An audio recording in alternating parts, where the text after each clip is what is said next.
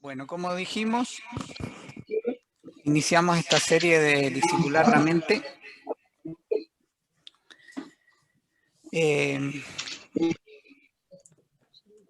Vamos a... Hace unos días, entre varias conversaciones que hemos tenido para este año 2021, conversábamos con el pastor Dionisio y él nos compartía una reflexión, lo que él cree puede ser una dirección para este año.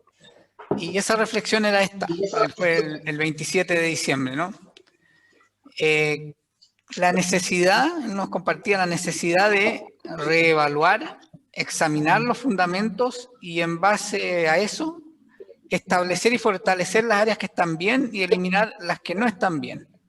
Y de ahí profundizar en las raíces y entrar en un proceso de conquista de lo que Dios tiene para cada uno, para todos este año 2021, pero con un buen fundamento. El año pasado, en algún momento del año, revisamos un tema que era estar a cuentas. Creo que tiene mucho que ver con esto. Puede haber sido un anticipo de esta dirección que recibe el pastor Dionisio, ¿no?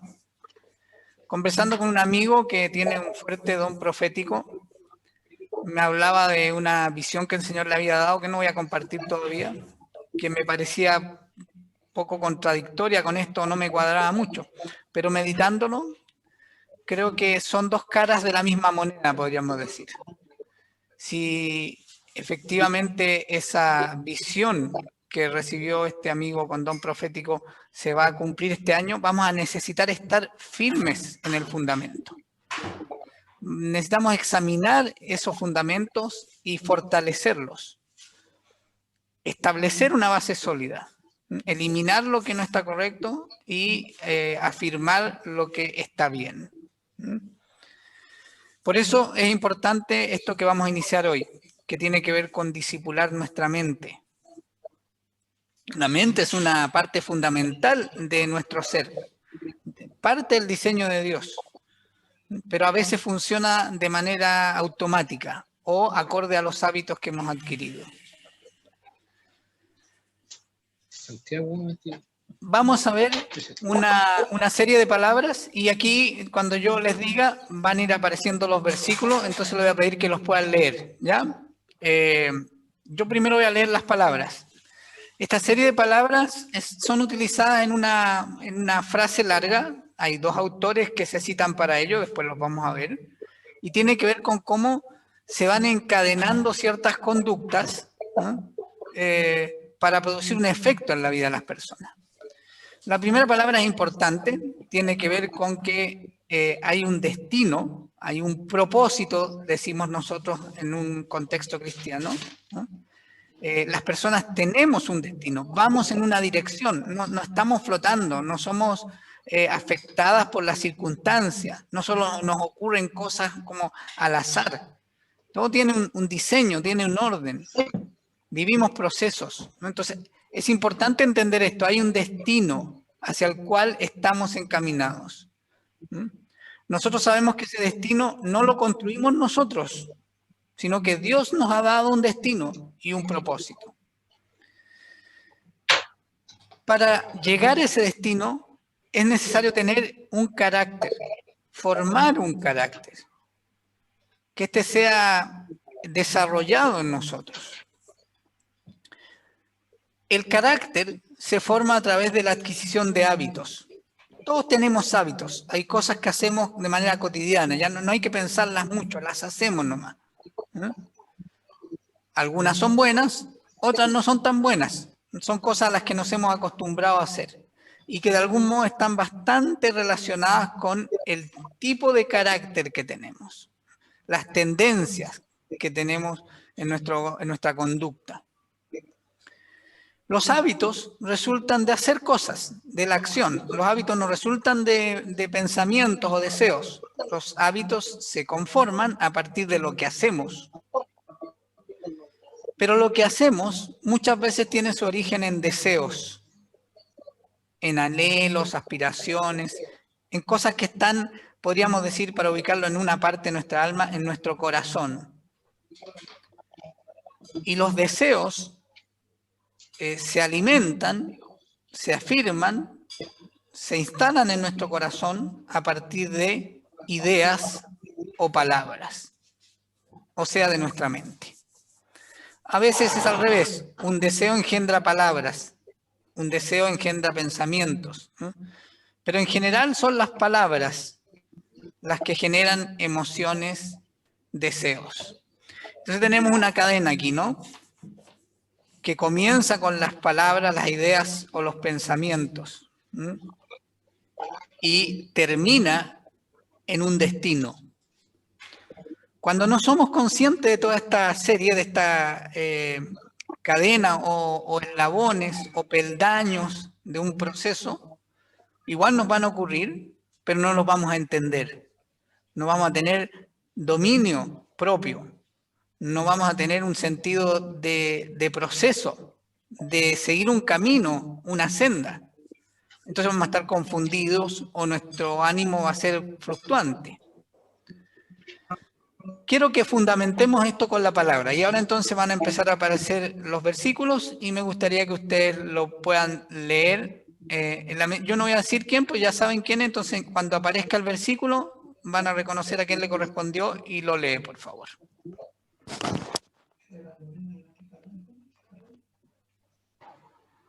¿Ah? Ya. Porque yo sé muy bien los planes que tengo para ustedes. Me invocarán y verán y vendrán y vendrán a suplicarme y yo los escucharé. Perdón, me equivoqué, perdón. Porque yo sé muy bien los planes que tengo para ustedes, afirma el Señor. Planes de bienestar y de calamidad, a fin de darles un futuro y una esperanza. Amén. Amén.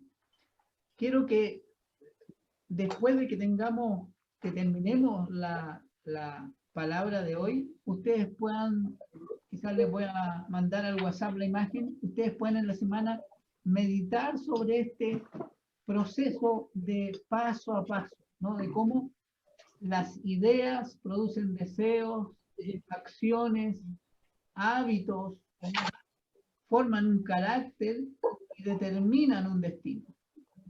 Pero no que lo pensemos desde nuestro propio pensamiento, no que lo meditemos desde nosotros, no que lo meditemos desde la filosofía o la sabiduría y el conocimiento humano, sino que lo puedan meditar en la semana con estos versículos, con esta palabra con la cual estamos fundamentando, poniendo el fundamento correcto a esto que sí es un proceso, que sí es una secuencia que vivimos los seres humanos, ¿no? Vamos a ir al segundo, que es el carácter.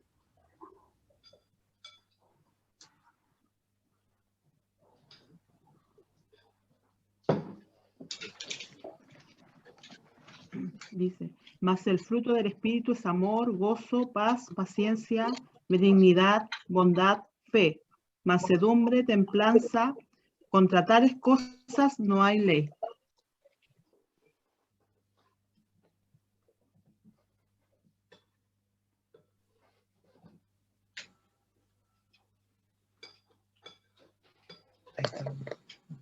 Dice, ama al Señor tu Dios con todo tu corazón, con toda tu alma y con todas tus fuerzas.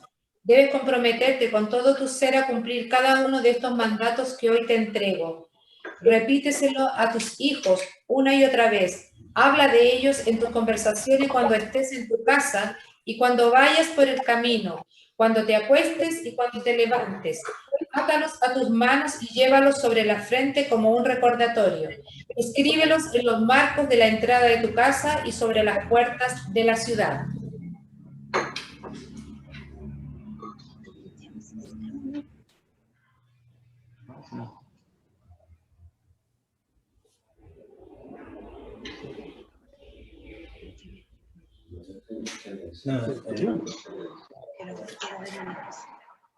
Mateo era de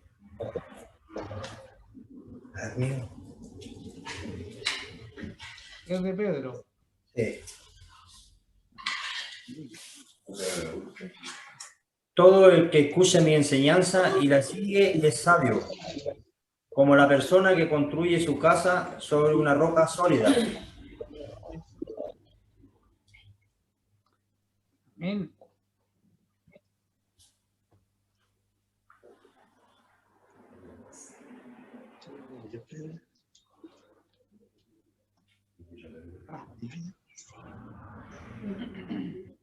Proverbios 4:23. Sobre toda cosa guardada, guarda tu corazón, porque de él mana la vida.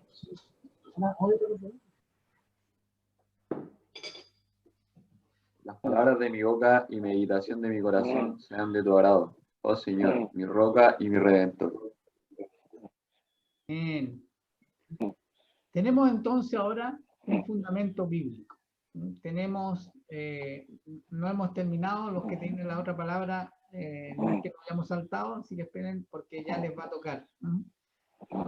Tenemos un fundamento bíblico para esta secuencia, que la leímos al revés, la leímos desde el destino, porque es lo más importante, ¿no? Y terminamos con los pensamientos o las ideas, ¿no?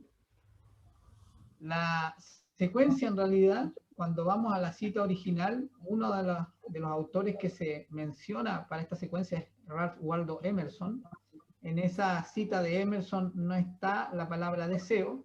Lo que él dice es: siembra un pensamiento y cosecharás una acción. Siembra una acción y cosecharás un hábito. Siembra un hábito y cosecharás un carácter. Siembra un carácter y cosecharás un destino. Yo estoy utilizando la versión que se le adjudica a William James, que es muy similar, solo que agrega: siembra un deseo y cosecharás una acción. Y esa es la serie que hemos visto aquí, ¿no? Tenemos un pensamiento o una idea, y cuando se siembra en nuestra mente ese pensamiento, esa idea, va a cosecharse, va a germinar un deseo. Cuando yo cultivo ese deseo, lo siembro, lo riego, lo alimento, voy a estar sembrando voy a estar cosechando una acción. Cuando yo repito esa acción, la riego, la cuido, la sigo, voy a cosechar un hábito. Cuando riego ese hábito, lo cuido, lo hago afirmarse, voy a cosechar un carácter. Y cuando riego, alimento ese carácter, voy a cosechar un propósito, un destino. Voy a llegar a una meta. Quiero enfatizar 3 cosas de estas. La acción. ¿Quién tenía Santiago 1, 23, 24? No, el 22 era. Santiago 1, ¿ahí? A 22, sí, desde el 22. ¿El 22? Sí. ¿Solo el 22? Hasta el 24. 22 hasta el 24. Ya. Pero sed hacedores de la palabra y no tan solamente oidores, engañándoos a vosotros mismos. Porque si alguno es oidor de la palabra, pero no hacedor de ella, esto es semejante al hombre que considera en un espejo su rostro natural. Porque él se considera a sí mismo y se va, y luego olvida cómo era. Amén. Muchas veces hemos oído la palabra de Dios, muchas veces la hemos aplicado a nuestra vida, pero también a veces, y esto es especialmente cuando nos está yendo bien, cuando las cosas andan bien, pareciera que no necesitamos tanto al Señor, nos alejamos un poco de ese espejo, terminamos actuando bajo nuestra propia opinión, y entonces nos olvidamos realmente quiénes somos, ¿no? Quiénes somos nos lo dice Dios a través de su palabra. Cómo debemos actuar en las distintas circunstancias nos lo dice Dios a través de su palabra. Todo lo que necesitamos está en su palabra, ¿no? Entonces, estos versículos nos hablan muy bien de que cuando nos alejamos un poco de ese espejo en el cual nos tenemos que ver, que es Cristo obviamente, con la revelación del Espíritu Santo, pero en términos prácticos lo encontramos en la palabra de Dios, ¿no? La acción es algo muy importante, no solo oír. Todo este alimento que recibimos de la palabra de Dios, al conversar con otros, directamente Dios en la oración o en la palabra los días de reunión, los domingos, debe ser llevado a la acción. La segunda palabra que quiero acentuar de estas 6 que tenemos en este proceso incremental desde los pensamientos y ideas hasta definir un destino es hábitos. ¿Quién tenía Salmo 119, 56? Yo lo tengo. Ya, ¿qué dice? Así paso mis días, obedeciendo tus mandamientos. Así paso mis días. O sea, cada día, todos los días, dice el rey David, obedeciendo sus mandamientos. Sabemos de que David no lo hizo todos los días. Sabemos de que esa es una declaración de intención, de propósito, ¿no? Pero para lograrlo hay que perseverar, ¿no? Hay que persistir. Cuando persisto, aunque me equivoque a veces, pero insisto, ¿no? En Apocalipsis los 7 mensajes de la iglesia terminan repitiendo 7 veces al que venciere. Nos habla de persistir. Cuando yo persisto en algo, logro crear un hábito. No algo que hago una vez o de vez en cuando, es algo que hago constantemente. Humanamente, el constantemente puede tener su flaqueza en algunos momentos, pero yo insisto y vuelvo y repito y finalmente logro construir, edificar un hábito. Y finalmente la palabra más importante, diría yo, es destino, ¿no? ¿Qué es lo que dice Proverbios 19, 21?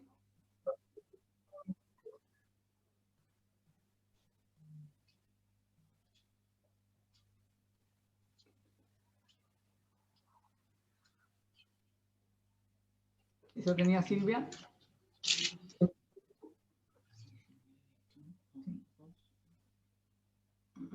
Perdón, 119. Lo anoté mal ahí, en la imagen. ¿Cuál es entonces, Sergio? No, 119. Está bien, 19. 19. 19. Sí, 20. 19 del 20 al 19, 21. Espérame. 19. Mientras papelé con el Salmo 119 que venía. Ahí está. Puedes hacer todos los planes que quieras. Puedes hacer todos los planes que quieras, pero el propósito del Señor prevalecerá. Podemos hacer todos los planes que se nos ocurran. Tenemos muchas ideas, muchos pensamientos pasan por nuestra mente. Algunos se vuelven acción, otros no. Pero ¿saben qué? No importa cuáles se vuelven acción o cuáles no, porque Proverbio 19, 21 nos dice que al final, cuando hagamos, diciéndolo en términos coloquiales, en la raya para la suma, cuando se evalúe todo, no solo mi historia, cuando se evalúe toda la historia de la humanidad, lo que va a prevalecer, lo que va a quedar en pie, son los propósitos de Dios. Por eso es importante que mis planes estén alineados con sus planes. Voy a silenciar los micrófonos porque hasta aquí vamos a dejar la participación de ustedes con estos versículos. Insisto, me gustaría, les recomiendo, les exhorto a que puedan en la semana meditar sobre esto, con estos versículos, porque va a ser enriquecedor para el camino que estamos iniciando este domingo.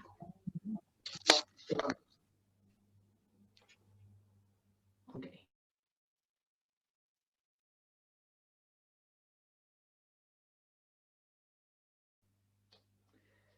Señor, te damos gracias por tu amor, por tu fidelidad, por tu bondad, y queremos disponernos y pedir la intervención del Espíritu Santo en todo nuestro ser, Señor, que pueda ser apaciguado nuestro cuerpo en cualquier incomodidad, malestar o dolencia que pueda estarnos afectando, para que podamos tener una atención defina sobre lo que tú nos quieres empezar a hablar, Señor.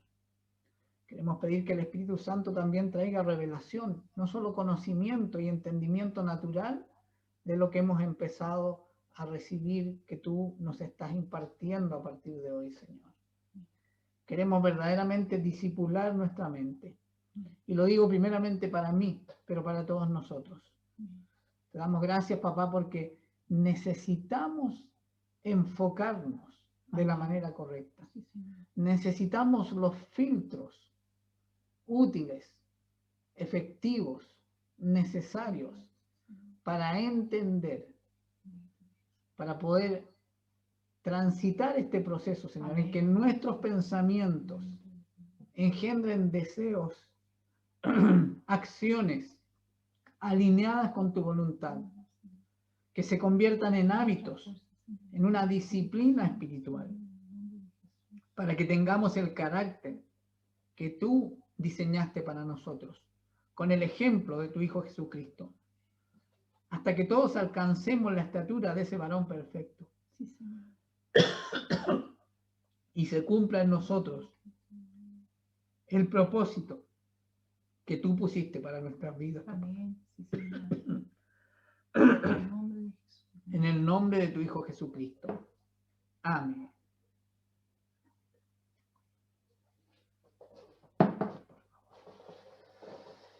Vamos a introducir entonces discipular la mente, discipular nuestra mente con algunas ideas centrales. Si vamos al Antiguo Testamento, la primera manera en que Dios empieza a transformar el entendimiento de la humanidad, el primer mensaje que Él lo da, el primer relato que Él revela a la humanidad a través del pueblo elegido de Israel, encontramos en Isaías 55, versículos 8 y 9, esta afirmación: porque mis pensamientos no son los de ustedes, ni sus caminos son los míos, afirma el Señor. Mis caminos y mis pensamientos son más altos que los de ustedes, más altos que los cielos sobre la tierra. Claramente se nos dice aquí que el modo y en lo que piensa Dios es muy distinto al modo y lo que pensamos nosotros. Y entonces eso determina nuestro caminar, nuestro hacer. Determina las experiencias que vivimos. Dios es muy distinto a nosotros, lo hemos dicho algunos domingos anteriores, lo hemos conversado en distintos momentos e instancias con ustedes en Casa Iglesia. Dios es en un sentido absoluto inalcanzable para nosotros, pero Él determinó que pudiéramos alcanzarlo, no nosotros, sino que alcanzándonos Él a través de su Hijo Jesucristo, haciéndose hombre, encarnándose en Jesucristo. Y todo lo que nosotros vamos conociendo de Dios es una aproximación, pero Dios ha provisto herramientas, ha provisto formas, caminos para que podamos conocerle. Y podamos ir entonces entendiendo cuáles son sus pensamientos. Una aproximación, sí, una aproximación, pero se va construyendo una relación que paso a paso se va acercando cada vez más, cuando lo sostenemos, a lo que realmente Él piensa, lo que es su voluntad. Y su voluntad tiene que ver contigo y conmigo. Pero esto que nos afirma Isaías nos muestra una realidad y nos plantea un desafío. Porque podríamos decir, bueno, ya que sus pensamientos no son los míos y sus caminos no son los míos, tendré que hacer mis caminos con mis propios pensamientos. O podría decir, qué difícil es construir mi vida, tomar mis decisiones, unido a lo que Dios piensa, ya que Él es tan distinto a mí. Un buen ejemplo de esto, creo yo, es aquel hombre del Antiguo Testamento del cual se dice que su corazón era conforme al corazón de Dios, pero del cual al mismo tiempo se nos relatan tantas decisiones tan equivocadas con consecuencias tan terribles como es el rey David. Y nos sirve para comprender de que aún en nuestros errores y fracasos, Dios puede obrar y va a obrar si insistimos en buscar y reconocemos nuestros errores delante de Él. Eso es lo fundamental. Y eso es lo que hizo el rey David. Entonces podremos ir acortando la distancia entre lo que es sus pensamientos y mis pensamientos, sus caminos y mis caminos. En Deuteronomio 30, versículos 11 al 14, nos deja muy claro la forma fundamental, diría yo, en la cual esa distancia se acorta. Dice aquí, este mandamiento que hoy te ordeno obedecer no es superior a tus fuerzas, ni está fuera de tu alcance. No está arriba en el cielo para que preguntes, ¿quién subirá al cielo por nosotros para que nos lo traiga y así podamos escucharlo y obedecerlo? Tampoco está más allá del océano para que preguntes, ¿quién cruzará por nosotros hasta el otro lado del océano para que nos lo traiga y así podamos escucharlo y obedecerlo? No, estas dos preguntas no son correctas. Porque ese mandamiento que Él nos ordena obedecer no es superior a nuestras fuerzas ni está fuera de nuestro alcance. Y el versículo 14 lo aclara completamente. Dice allí, no, la palabra está muy cerca de ti. La tienes en la boca y en el corazón para que la obedezcas. Y todos los que estamos aquí ya hicimos eso. Pronunciamos la palabra más importante, que es un nombre, el nombre que está sobre todo nombre, Jesucristo. Y dijimos, creo en Él. Ese creo en Jesucristo que murió por mí para perdonar mis pecados y traer a mi vida salvación y redención.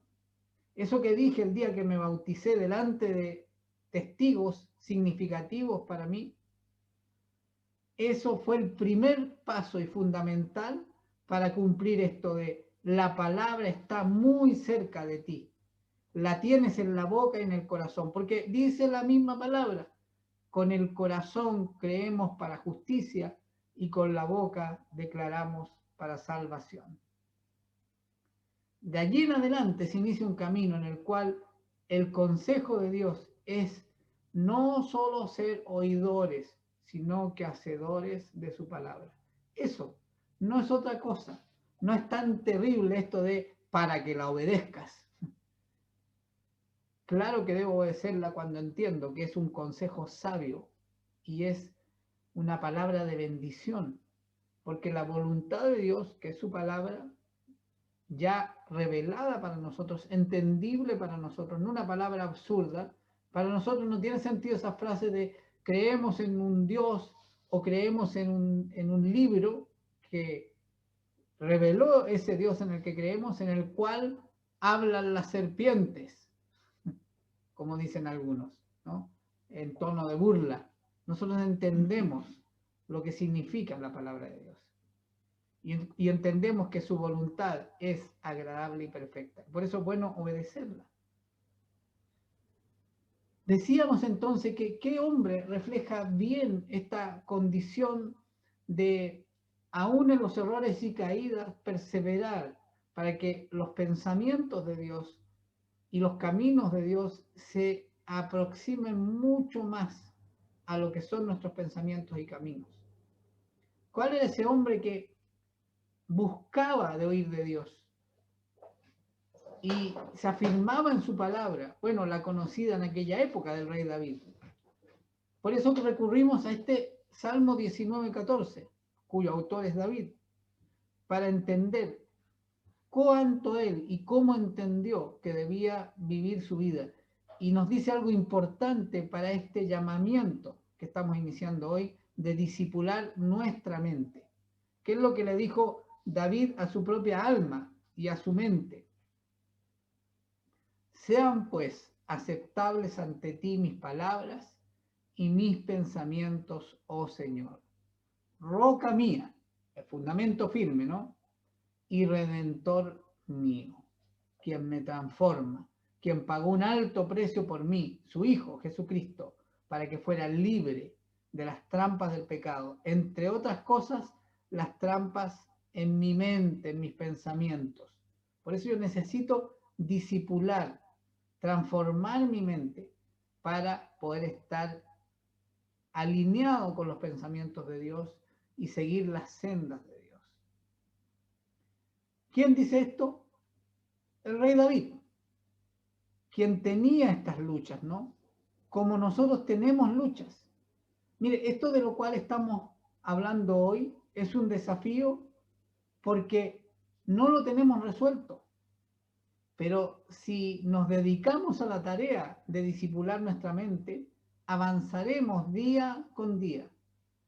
En ese ciclo, en ese proceso incremental donde nuestros pensamientos o ideas van a engendrar buenos deseos, esos deseos van a engendrar acciones, esas acciones van a engendrar hábitos, esos hábitos van a engendrar un carácter y ese carácter va a cumplir el propósito de Dios en nuestras vidas.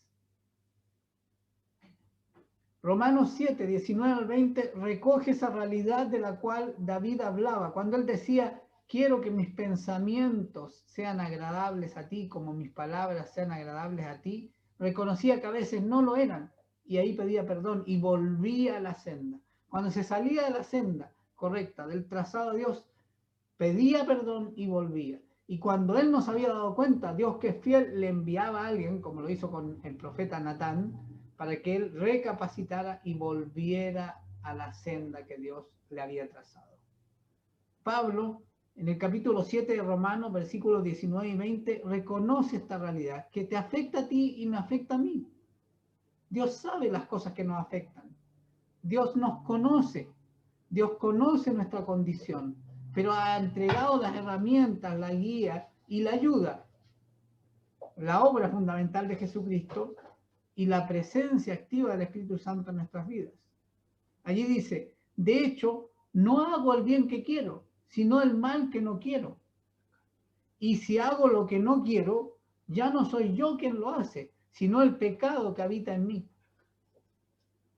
Hay una lucha en nosotros. El hombre interior, el ser interior, el Espíritu de Dios ya morando en nosotros cuando recibimos a Cristo, y el alma que debe ser transformada. Usamos a veces también el término la carne, ¿no? La existencia carnal. Normalmente la asociamos a los deseos.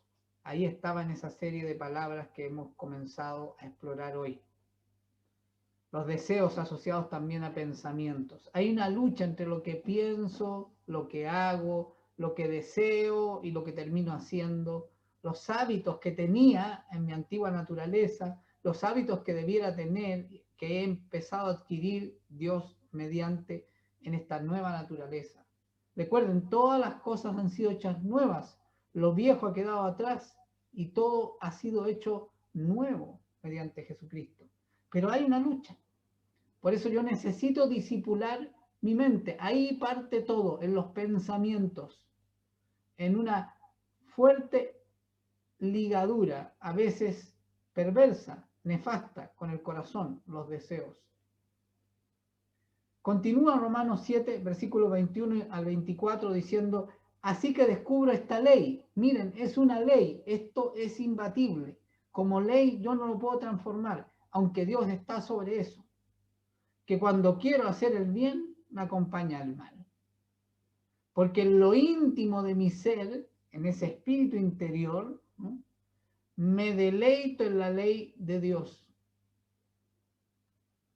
Pero me doy cuenta que en los miembros de mi cuerpo hay otra ley, que es la ley del pecado.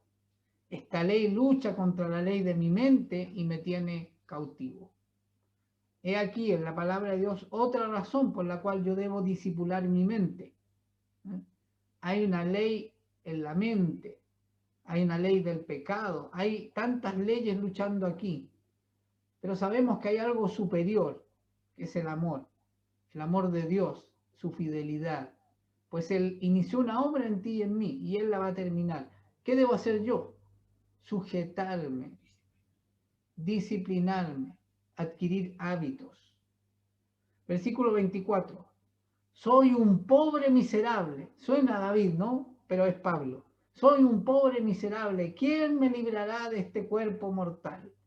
Así termina el capítulo 7 de Romanos. Mira, lo voy a buscar ahora. No lo tenía aquí en las citas, pero quiero buscar Romanos 8. No quiero decirlo de memoria para no equivocarme. ¿Cómo comienza el versículo 1? Y dice allí, mire, termina el capítulo 7 con soy un pobre mortal, miserable, ¿quién me librará de este cuerpo? Pero comienza el capítulo 8 diciendo, ahora pues, ninguna condenación hay para los que están en Cristo Jesús, los que no andan conforme a la carne, sino conforme al Espíritu. ¿Era Pablo un bipolar? ¿Estaba muy confundido? No, si leemos con atención el capítulo 7 y 8 de Romanos, él hace una descripción completa de la lucha que ocurre en cada uno de nosotros. No, Dios no la desconoce. Dios no nos cuenta un cuento. Dios no nos llama a un pensamiento de la psicología positiva. Ignora la realidad y prográmate hacia el éxito. No, él dice, somos débiles. Apartados de Él somos incapaces, pero con Él, si Cristo está en tu vida, ¿qué contra ti? ¿Qué contra Cristo en realidad? Pero Cristo está en ti. Entonces es necesario disipular la mente. Ese hombre interior, la nueva versión internacional, que es la que estoy utilizando, dice íntimo de mi ser. La Reina Valera, la NTV, habla del hombre interior. Ese hombre interior debe afectar al alma, debe afectar a la mente y transformarla. El hombre interior es el espíritu, ese que clama Abba Padre. Alimentado será fuerte, no alimentado estará contristado o incluso apagado.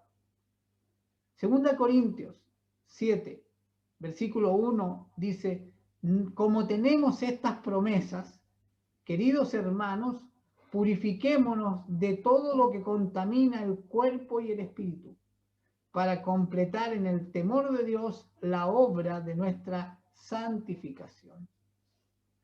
Este versículo lo utilizamos cuando revisamos varios domingos el año pasado las promesas de Dios para tiempos difíciles. Las promesas de Dios son para todo tiempo, pero cuando son un salvavidas fundamental para nosotros en los tiempos difíciles. Pero en todo tiempo sus promesas son fundamentales. Acá vamos a hacer énfasis en otro aspecto de este versículo, y es la purificación. Lo aclara más al final del versículo. La purificación es la santificación, es el ser apartados. Disipular la mente significa empezar a seleccionar qué le doy de alimento a mi mente. A través del oído, a través de la vista e incluso a través del habla, porque el habla en realidad no tanto sale solamente de mí hacia otros, sino que el habla también alimenta mi oído y fortalece mis pensamientos. Si yo hablo la palabra de Dios, eso va a confrontar mis pensamientos errados y va a fundamentar mis pensamientos correctos. Debo santificarme. Santificarse en esto que estamos iniciando hoy, que es disipular la mente, significa adquirir una capacidad para seleccionar, ejercer la capacidad de decidir que sí y que no. Mateo 15, versículos 10 y 11 dice, Jesús llamó a la multitud y dijo, escuchen y entiendan. Discipular la mente significa adquirir una comprensión de la realidad a partir de la verdad. Varias veces en el Nuevo Testamento Cristo dirá, te han dicho, pero yo te digo. Y ese te han dicho no es algo que dijo cualquier otro, son cosas que están en la revelación de Dios del Antiguo Testamento y por lo tanto siguen siendo verdad. Cuando Él dice, te han dicho, pero yo te digo, no es lo que te dijeron no era cierto, ahora te voy a decir la verdad, sino es lo que te dijeron es cierto, pero yo ahora lo voy a profundizar, lo voy a expandir, te voy a llevar a un nivel superior de eso que es verdad. Discipular la mente es crecer en lo que ya hemos entendido, profundizándolo, extendiéndolo, aplicándolo, consolidándolo. Dice entonces Jesucristo, llama a la multitud y les dice, escuchen y entiendan. Lo que contamina a una persona no es lo que entra en la boca, sino lo que sale de ella. ¿Qué significa eso?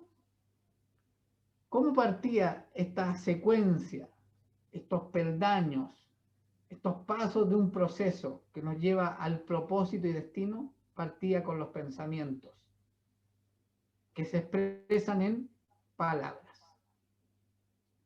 Cuando nuestros pensamientos expresados en palabras para otros, proyectando nuestros pensamientos a otros y alimentando nuestros propios pensamientos, porque lo que yo digo lo oigo.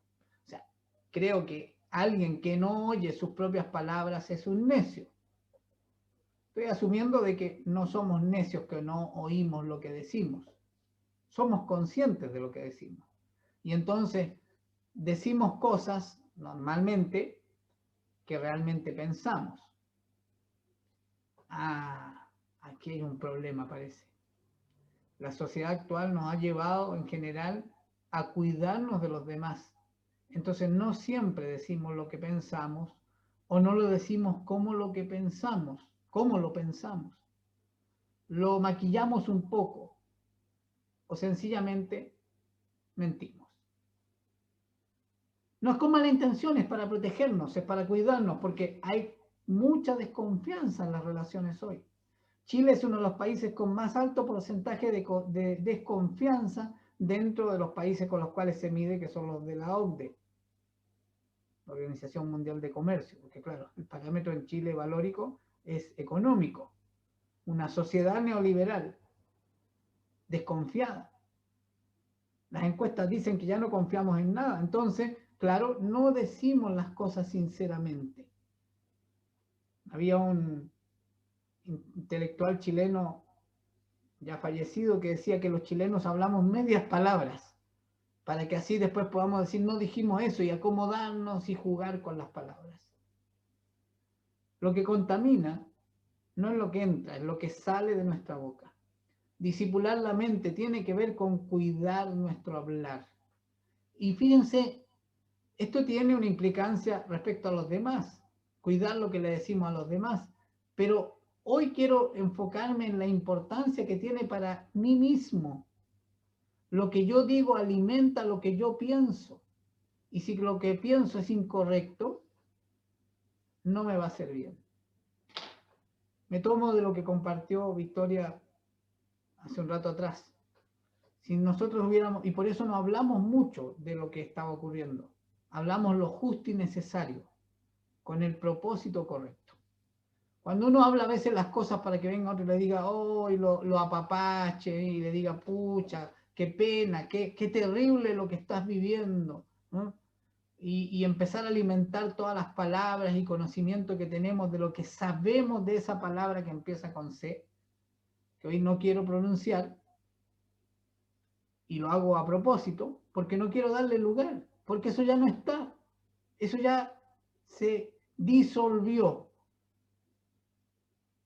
Optamos por creer en la palabra de Dios, aunque los hechos e incluso la palabra humana escrita en este caso dijera otra cosa, nosotros no quisimos pronunciar, que de nuestra boca no saliera lo que creíamos y hoy día sabemos que no era verdad. Puede haber sido realidad. Creemos verdaderamente en los milagros y creemos que esto lo fue. y lo es. Por eso hay que cuidar lo que sale de nuestra boca, porque lo que sale de nuestra boca nos puede contaminar. Y estamos moldeando nuestros pensamientos, moldeando nuestra mente, moldeando nuestros deseos o nuestros sentimientos, nuestras emociones, afectándonos para bien o para mal. Hebreos 6, versículo 1 dice, por eso, dejando a un lado las enseñanzas elementales acerca de Cristo, avancemos hacia la madurez.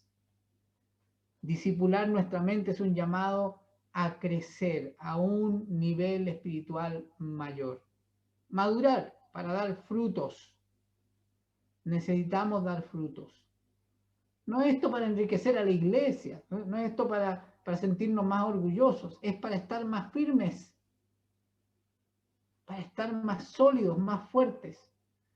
Dice aquí el autor de Hebreos, no volvamos a poner los fundamentos, tales como son el arrepentimiento de las obras que conducen a la muerte o la fe en Dios. Eso es lo fundamental, eso ya fue, eso ya lo recibimos cuando recibimos a Cristo.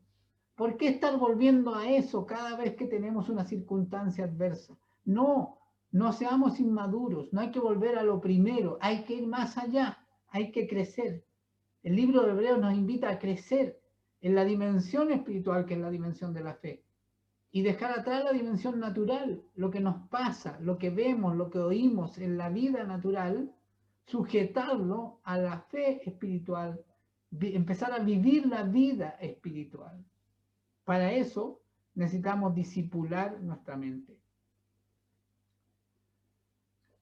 Para ir terminando el mensaje de hoy, que no es más que introductorio, creo que vamos a tener varios domingos en los cuales pido al Señor nos pueda guiar poderosamente en adquirir entendimiento y herramientas, en develar algunas estrategias satánicas, algunas estrategias del mal para confundirnos, para disipular engañosamente nuestra mente, para vivir mentiras y creerlas. Y cómo adquirir herramientas para desarmar esas estructuras mentirosas que entraron en nuestra vida, en nuestra mente, en nuestros pensamientos, esas fortalezas mentales, derribarlas como Dios derribó a Jericó e hizo a su pueblo tomar la tierra prometida. Amén.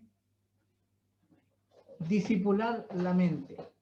Tiene que ver con este término en el Nuevo Testamento. Metanoia. ¿Qué es metanoia? Viene del griego metanoia, que es meta, más allá, y nous, mente. Metanoia, entonces, tiene que ver con ir más allá de la mente. Podríamos decir cambiar de opinión, transformar el modo de pensar. Discipular la mente es esta metanoia. Si ustedes buscan esta palabra en el Nuevo Testamento, podrán encontrar versículos que tienen que ver con este camino que iniciamos hoy. Los vamos a utilizar, ya estamos empezando a utilizar algunos, vamos a ver algunos ahora, y vamos a seguirlos viendo los próximos domingos. Porque cuando vemos, vamos a ver cuál es la palabra en español, que se usa más en las versiones en español de la Biblia para el término griego metanoia. Y esta es arrepentirse. Cuando encontramos un versículo que habla de arrepentimiento, arrepentirse, las más de las veces la palabra original es metanoia. Arrepentirse entonces no es, oh Señor, tengo culpa por lo que hice, perdóname. No, no es eso. Arrepentirse es, Señor, hice cosas que no eran correctas porque pensaba incorrectamente. Ahora sé lo que es la verdad.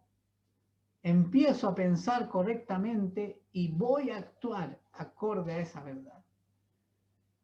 Ideas, pensamientos y palabras, deseos, acciones, hábitos, carácter y destino.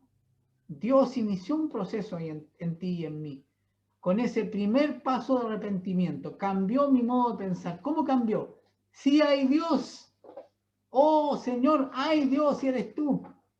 Y tú, el Dios verdadero, enviaste a tu Hijo. Oh, hay un Hijo. Ese Hijo se llama Jesucristo. Y Jesucristo tiene que ver conmigo. Jesucristo hizo algo y lo hizo por mí. Él obedeció a su Padre. Murió y murió por mí. ¿Para qué murió? Para llevar toda la culpa de mis errores, del pecado que obra y pueda obrar en mí, para perdonarme y para llevarme a vida eterna. Eso sí que es un cambio de pensamiento. No sé, medítalo tú. ¿Qué significó para ti recibir a Cristo y cómo fue incrementándose progresivamente? A mí me cambió todo. Todo. Y lo ha seguido cambiando. Voy entendiendo las cosas en mi mente de una manera distinta. Eso afecta mi corazón, afecta mis actos, cambia mis hábitos, va formando un carácter y me hace sentir y saber que voy camino a un destino, que hay un propósito en mi vida. No soy perfecto, ni siquiera soy como Pablo, y el mismo Pablo, que tenía una madurez espiritual mucho mayor a la mía, creo yo, decía, y no es que lo haya alcanzado, aún batallo, pero sigo y prosigo hasta alcanzar la meta. Vamos a ver brevemente qué es esto de metanoia. Arrepentimiento. La palabra traducida como arrepentimiento en el Nuevo Testamento es metanoia. Esta palabra está compuesta del término griego meta, que significa cambio, y nous, que significa mente.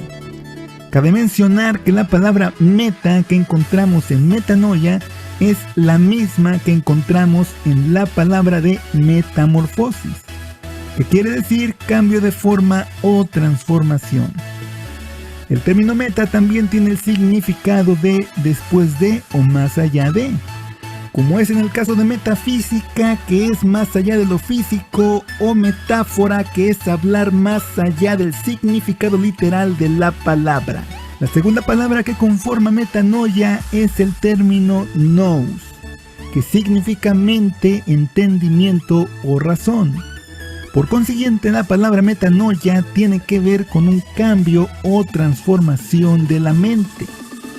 Ahora, aquí lo interesante es que la palabra castellana arrepentirse proviene del latín penitare, que significa sentir pena o lamentarse.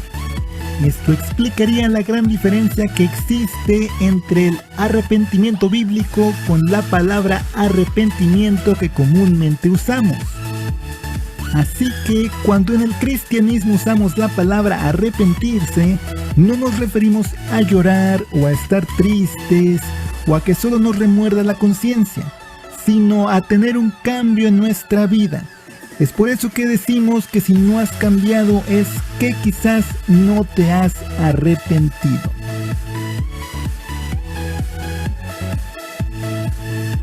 Por otra parte, en el Antiguo Testamento, la palabra traducida como arrepentimiento es la palabra hebrea naham.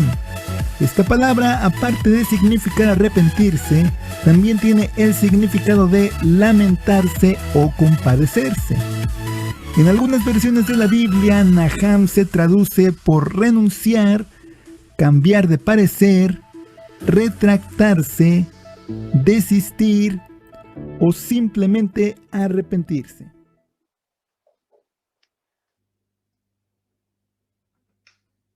Visto entonces lo que significa metanoia, arrepentimiento, me pregunto, ¿no necesitamos disipular nuestra mente cuando porfiadamente volvemos a relatarle a alguien nuestras penas, esas cosas que nos han pasado, y las relatamos y las relatamos, y suena más a ese arrepentimiento proveniente del latín, lloro y lamento? ¿No deberíamos enfocarnos al sentido bíblico de transformar nuestro pensamiento? Debiera bastar unas pocas veces de relatar las experiencias difíciles para que Dios empiece a obrar en ellas y nuestro hablar empieza a cambiar. Cuando nuestro hablar empieza a cambiar, nuestro corazón empezará a cambiar, nuestros deseos. Cuando mis deseos empiecen a cambiar, verdaderamente me empezará a costar menos que mis actos sean coherentes con esa palabra que yo he recibido como palabra verdadera, pero que no estaba tomando tanto lugar en mi hablar cotidiano. No quiero decir que no sea bueno y necesario muchas veces compartir esas cosas con los demás, especialmente en la congregación, pero tiene que ser con el propósito de transformar nuestra mente, de transformar nuestros pensamientos, para empezar a funcionar de un modo distinto. Segunda de Pedro, capítulo 3, versículos 9 y 10, dice: el Señor no tarda en cumplir su promesa, según entienden algunos la tardanza. Más bien, Él tiene paciencia con ustedes, porque no quiere que nadie perezca, sino que todos se arrepientan. Yo creo sinceramente, lo he repetido muchas veces, pero lo voy a seguir haciendo, porque creo que debemos tener conciencia de esto. La segunda venida del Señor, que es por su iglesia, como ladrón en la noche, para llevarnos en el rapto, se acerca rápidamente. Entonces el Señor verdaderamente no tarda en cumplir su promesa, que vendrá por nosotros, luego vendrá por tercera vez a vista de todo el mundo, pero no estaremos aquí porque serán tiempos muy difíciles y finalmente todo será cambiado. Cielo nuevo y tierra nueva. Se cumplirá completamente el propósito de Dios. Pero Dios quiere que mientras estemos aquí, seamos parte de su destino para la humanidad, del propósito que Él tiene para la humanidad, que es cambiar nuestro modo de pensar. Metanoia, arrepentirnos. Y Él quiere que nadie muera pensando y viviendo de la manera incorrecta. Necesitamos transformar nuestra mente, disipular nuestra mente para estar más firmes, porque los tiempos no van a ser más fáciles, aunque lo parezca. Bueno, si no lo parece va a ser evidente, pero tenemos un rol fundamental en este tiempo. Por eso debemos trabajar en nosotros para ser más efectivos en los planes de Dios. Y el versículo 10 agrega: pero el día del Señor vendrá como un ladrón. En aquel día los cielos desaparecerán con un estruendo espantoso, los elementos serán destruidos por el fuego y la tierra con todo lo que hay en ella será quemada. Aquí hay dos momentos en realidad. La primera parte del versículo, cuando dice el Señor vendrá como ladrón, es el rapto de la iglesia antes de los 7 años de tribulación, y luego los cielos desaparecerán con un estruendo espantoso, ya es plena tribulación. Y finalmente la desaparición de todo es al final de la tribulación, cuando es el juicio final y Dios el Padre restaura todas las cosas. Romanos 2:4 dice: ¿no ves que desprecias las riquezas de la bondad de Dios, de su tolerancia, de su paciencia, al no reconocer que su bondad quiere llevarte al arrepentimiento? Si no nos hemos dispuesto lo suficiente a la transformación que Dios quiere hacer en nosotros, y no quiero que esto sea tomado como un reto, ¿no? Pero sí quiero que sea tomado como un desafío. Primero lo tomo para mí, pero los invito a ustedes como una exhortación. Dios quiere obrar más en nuestra vida este año 2021. Ya nos hizo un llamado a atención fuerte el 2020. Paró todo como lo hacíamos para que tuviéramos que pensar, tuviéramos que transformar nuestro entendimiento. Metanoia. Él quiere, es su paciencia, su tolerancia y su amor es tanto que Él quiere seguir transformándonos. En Lucas 15:7 dice: les digo que así es también en el cielo.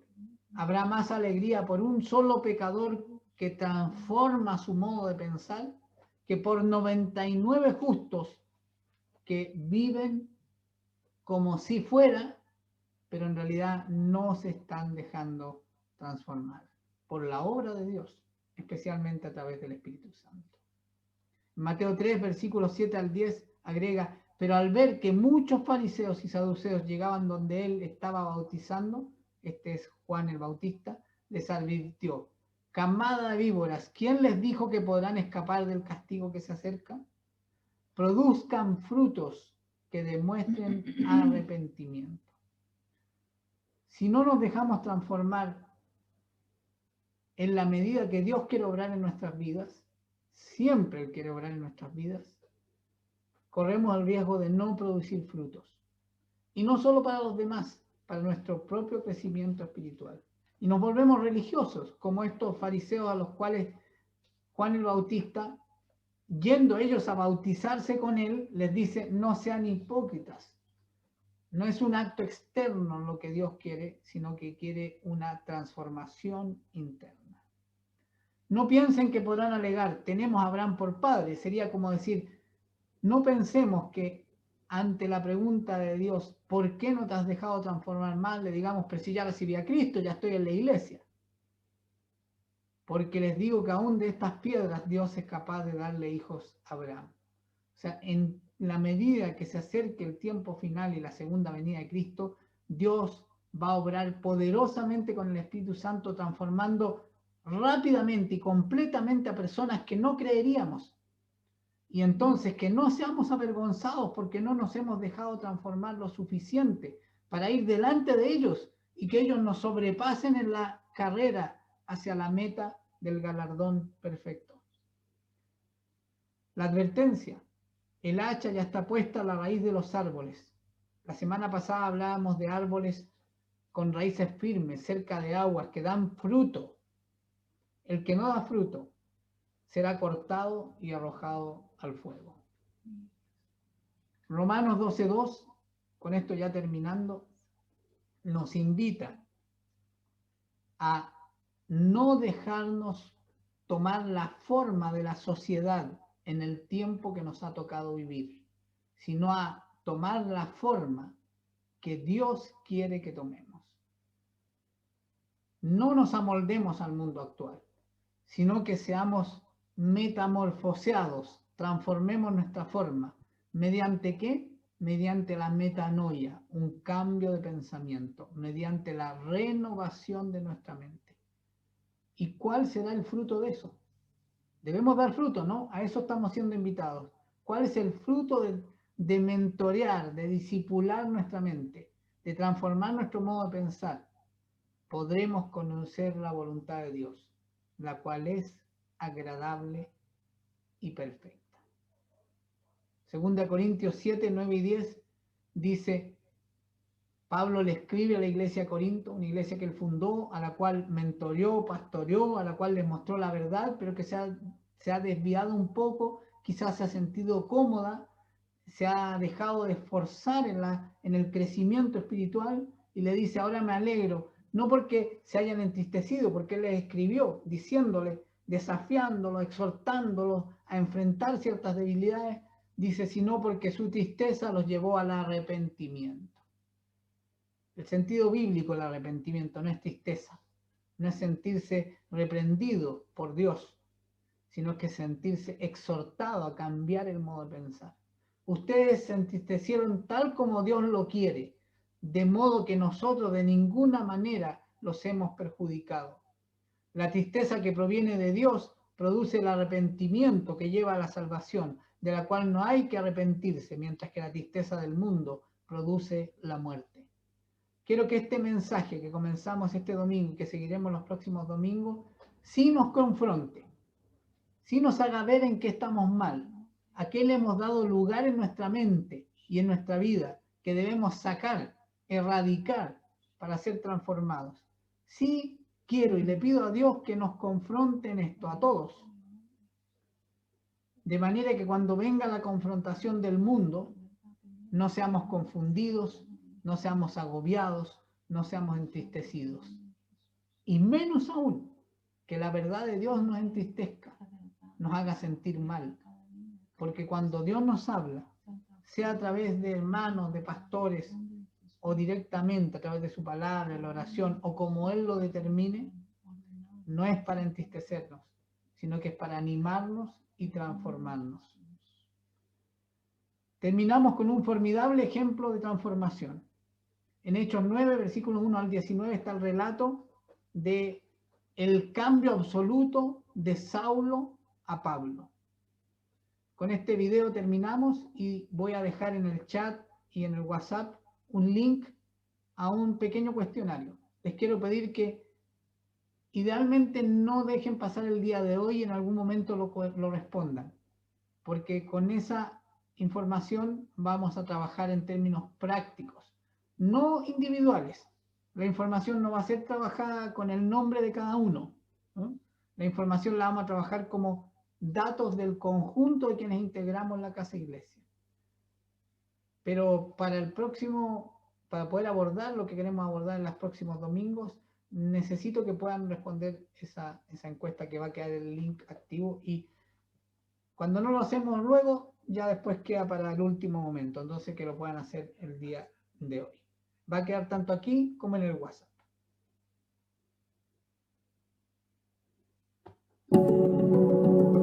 La gente me llamaba Saulo, hebreo de hebreos, en cuanto a la ley, intachable. Pero vi crecer la rebelión, como fuego se extendió. Declaraciones de un Mesías y una resurrección. Es el Hijo de Dios, clamaban, y por esa razón los perseguía. Mi meta era la plena destrucción. Pero en el camino de ruina, mi mundo se hizo pedazos. Una voz me llamó por nombre y fueron abiertos mis ojos. El fuego que quise extinguir ahora me consumía y me refinaba. La gente me llamaba Saulo, pero eso era otra vida. Y ahora soy una nueva creación. Ya no vivo yo, sino Cristo vive en mí. Y ni la muerte ni la vida, ni siquiera los poderes del infierno me separarán del amor de Dios en Cristo Jesús.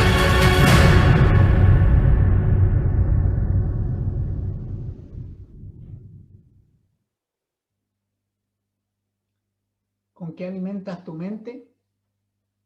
¿Qué ven tus ojos? Especialmente en este tiempo de pandemia, que encerrados recurrimos mucho a estas